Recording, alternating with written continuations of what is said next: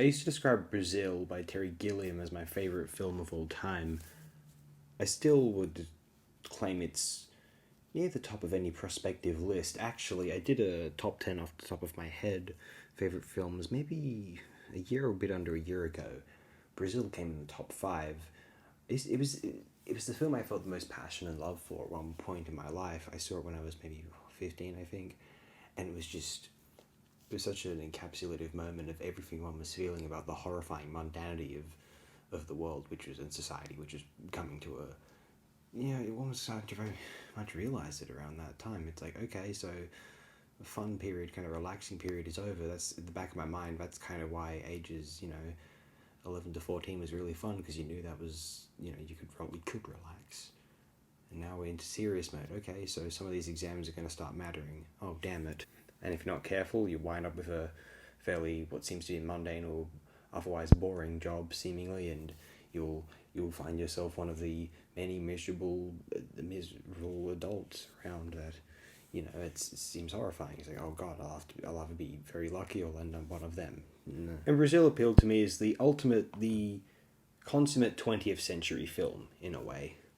It was the epitome of everything that Chaplin seemed to be inspired by, or was evoking, that was more playfully than in the literary form of the original Kafka, and then it was pulling that into that Orwellian, post-war consensus kind of terrifying, potentially vision, and that kind of ordered state, fusing with the Monty Python surrealism, which was a byproduct of in the kind of relishing in that good period, with a relatively safe and secure period, but also one of doubts and a kind of skepticism toward the absolute certainty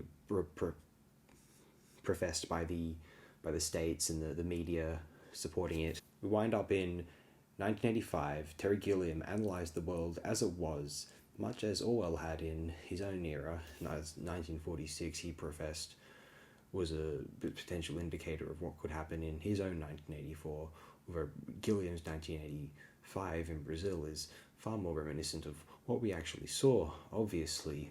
And I think the surrealism and the very charming old school Hollywood approach with which Brazil, at least in one respect, is kind of is directed toward, is such a magnificent vehicle with which to embody the soullessness of the world, and it's not that Brazil is a denial or an escape into fantasy, it's rather it justifies, or at least validates or understands, explains, illustrates the appeals of fantasy in the mundane. If any film justifies the existence of fantasy without trying to claim that fantasy escapism is superior to a lucid understanding of reality, it's this one. It's Brazil. There you go. I didn't want to impose something grand and attempt to invoke comparison, some sort of analogously pristine upload review to act as a something of a tome to Brazil. I just wanted to do something more intimate and personal, and off the top of my head here, I felt as though that was more appropriate. I did something very extensive and detailed in reviewing other formative films upon me, such as 2001: A Space Odyssey, Blade Runner, Planet of the Apes even, but Akira, but this one, perhaps this is the one I think I felt the most love for at any point in my life. The few films I felt more emotions surrounding than this one, always precious to me. And so I figured that it might be doing it a disservice anything else than to speak of it off the top of my head, because if I can't speak about it off the top of my head, then what good is this passion then?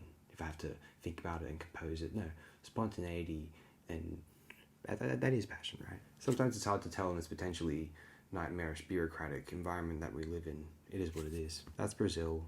I'll always cherish this picture. Close to my heart.